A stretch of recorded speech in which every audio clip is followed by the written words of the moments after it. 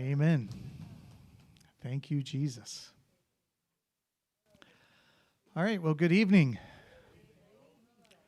And I'd like to welcome everyone to the service, both those that are physically here in the room as well as those that are streaming online. We're glad that you're here to worship Jesus with us. All right, so tonight I wanted to do another thing that I've been looking at recently. I want to go ahead and put up the slide. Let me get the little clicker thing.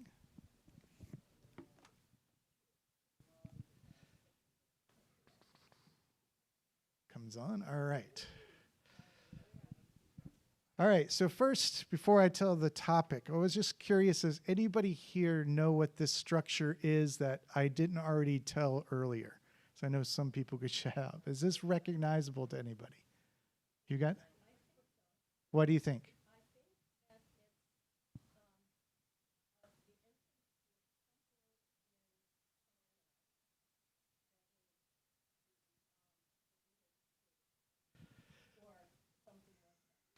Close. It would be in Taiwan, in Taipei. So this is the temple for Chiang Kai-shek, which, again, we'll get to. But I figured we talked about this somewhat in the past, because this has been in the news recently. There's a lot of stuff between China and Taiwan that's going on.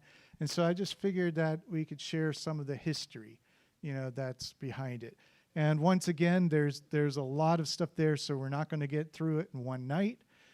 So there'll be a part 2 that will be upcoming at some future time too.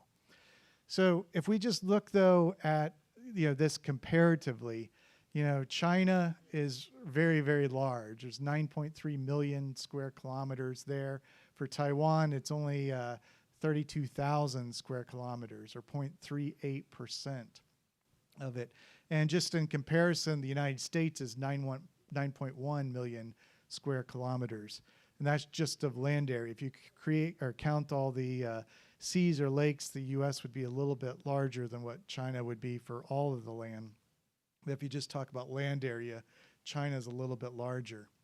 Population-wise, China has 1.4 billion people, whereas Taiwan is just at 23.19 million.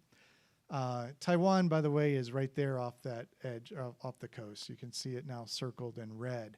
The interesting thing about the population, though, too, is just like in Australia, where most of the population's on the east, in China, if you look at that line, 94% of the population is to the east of that line, and only 6% is in that mountainous area where the Himalaya mountains are, and all that.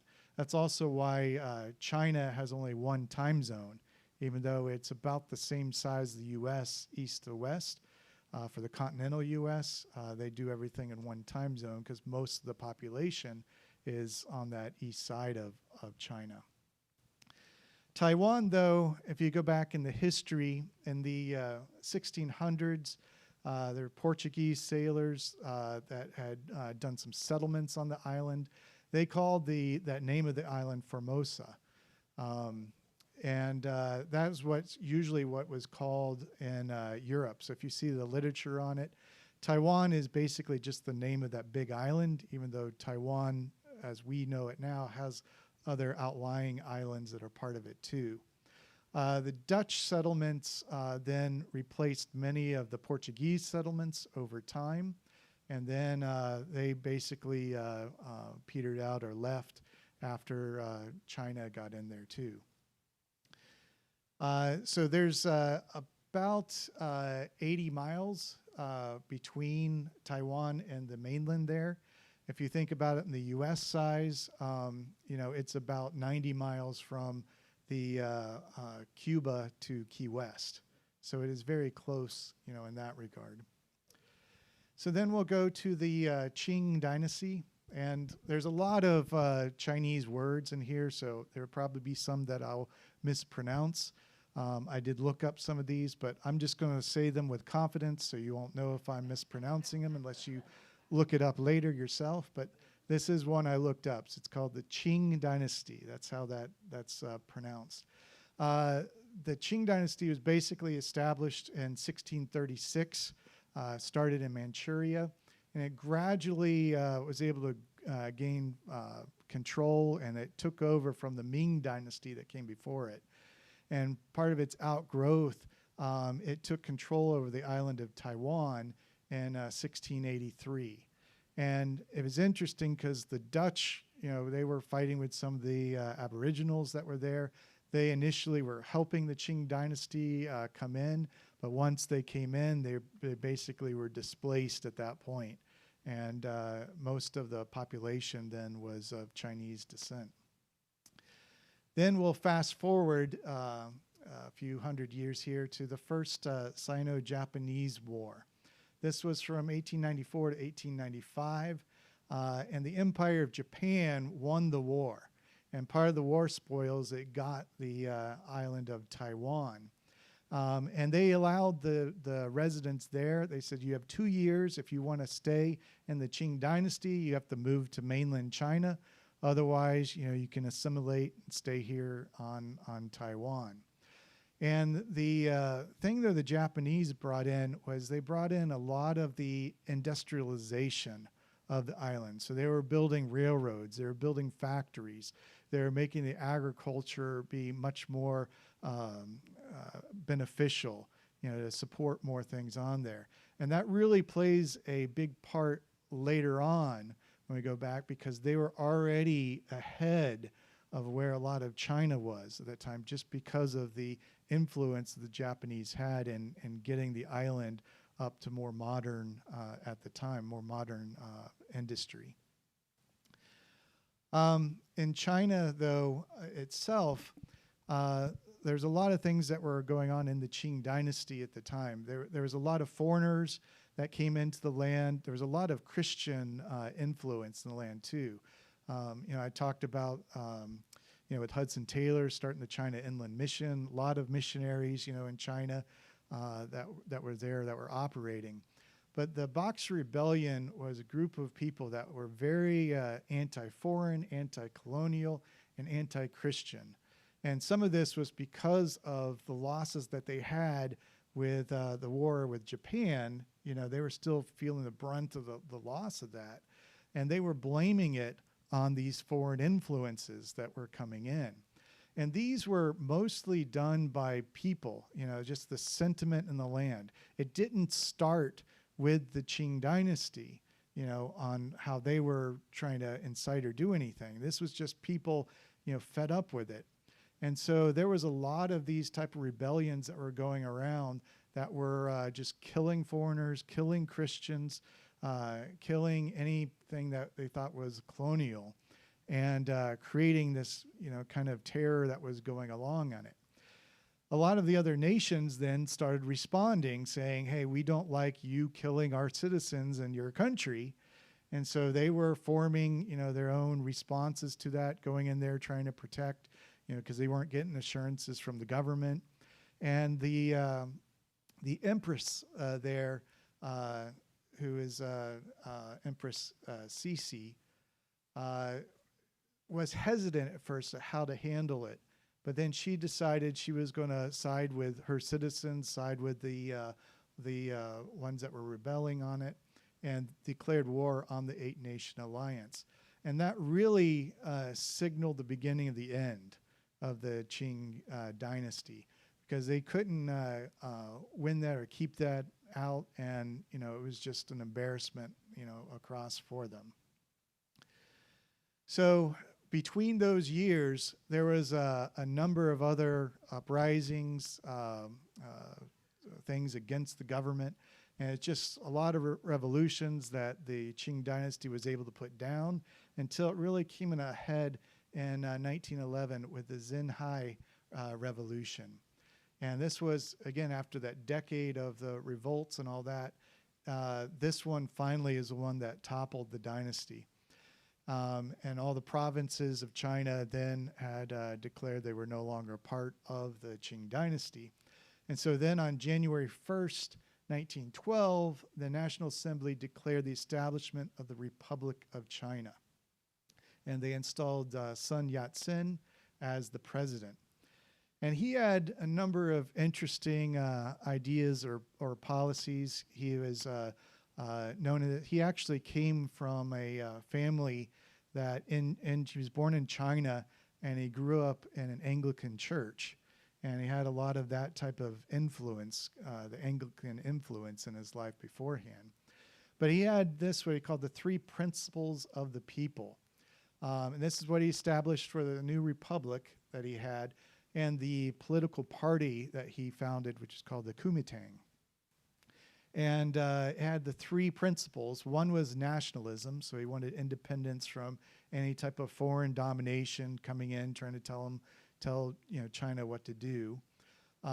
Second was around democracy, or the rights of the people. And third was around communitarianism, or the people's livelihoods. And so he had a lot of kind of socialist ideas in this too. One of the things I think is interesting because I had not heard about it before, not because I'd like to live under it, but he had a thing around property, and how property is one of the core holding things on there. And the way, though, that he saw it was that you as the individual had to declare each year what your property was worth, and you would pay taxes based on what you claimed your property was worth. The thing, though, too, was that if you valued it too low, you were basically telling the government, this is what I'm willing to sell it to you for. And so if you valued it too low, they could come in and buy it at that price, using eminent domain, on there. And then it would become the government that they could do and turn around and sell it. Also, if you sold the property that year and you sold it for more than what you declared its value was to the government to pay the taxes on, the difference in that price was all sent to the government as taxes.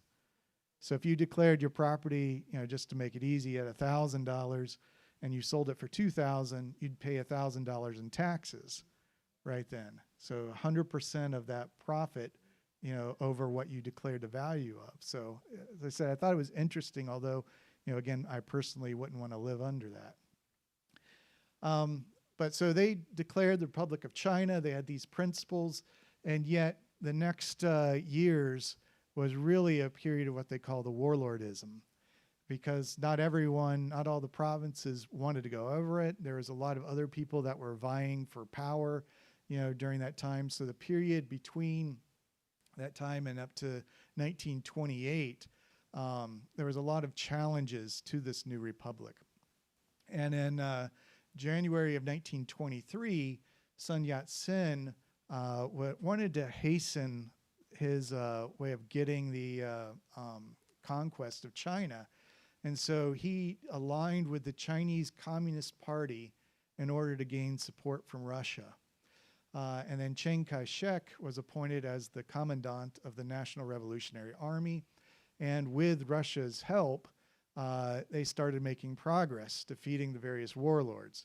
As you remember, in 1917, that's when Russia had its own communist revolution, and so they were looking for other allies and everything else. And so this alliance worked really well as long as Sun Yat-sen was alive. But he died in 1925, and that's when it really started a power struggle within the Kuomintang. So it really split at that time into 3 distinct groups. You had Chiang Kai-shek, who was, again, the commandant on there. You had the communists on another side, and then even a third group. But Chiang Kai-shek got more of the power of leading it, but again, because of that power struggle with the communists, he felt that they were trying to undermine him and take him over. And so he really changed a lot of the war to being a war against the communists in the Kuomintang party. And so he instituted something that came known as the White Terror. And it started with killing 12,000 suspected communists in Shanghai, and then spreading across to a lot of other cities, around. And so within that first year of that struggle after Sun Yat-sen, it was said over 300,000 people were killed and those anti-communist campaigns by him. And it's interesting still because both sides, considered Sun Yat-sen the founder. So both from the ones at Republic of China and the communists, and even one of Sun Yat-sen's wives, he had multiple wives, stayed with the People's Republic of China all the way into the 70s, on there. But even with all the killings that they had, Beijing was captured in 1928, and that unified the entire country at that point under the Republic of China, even though there was still fighting that was going on between the ranks. And that is where we're going to end it for tonight. And then next time we'll keep talking about what happened after that. Okay.